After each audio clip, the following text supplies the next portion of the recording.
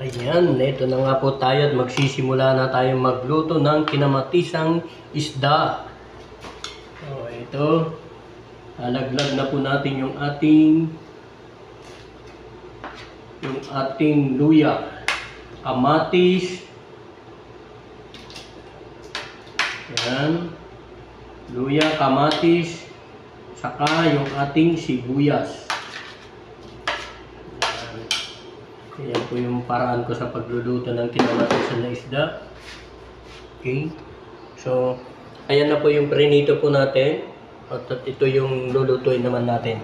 At ito yung ating pakukuluan muna natin siya. Okay. At dahil kumukulo na nga yung ating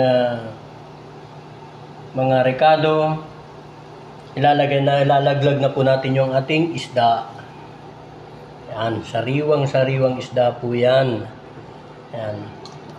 3 piraso lang po ang ang luluto ko kasi ako lang naman po mag-isa.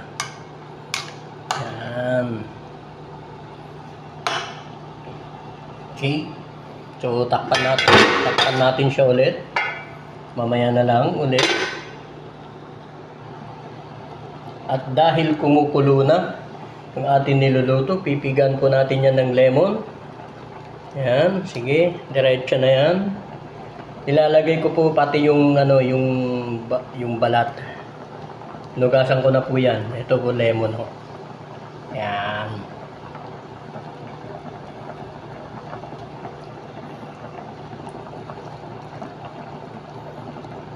Depende po sa inyo kung gaano po kaasim yung gusto nyo.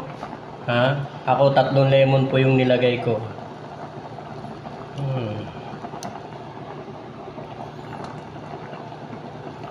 Lulutuin muna yan, mga lemon na yan.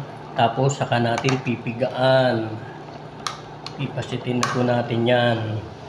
Tapos maglagay po tayo ng konting bechin. Di pa na konti lang, konting-konti lang. Ayan Lagay na po natin yung ating gulay. Sibuyas po yan, sibuyas.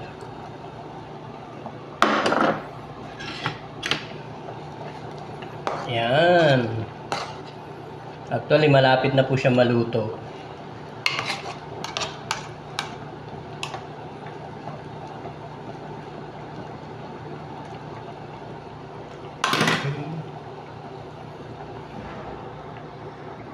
At dahil kumukulo na, ilagay na po natin yung ating gulay.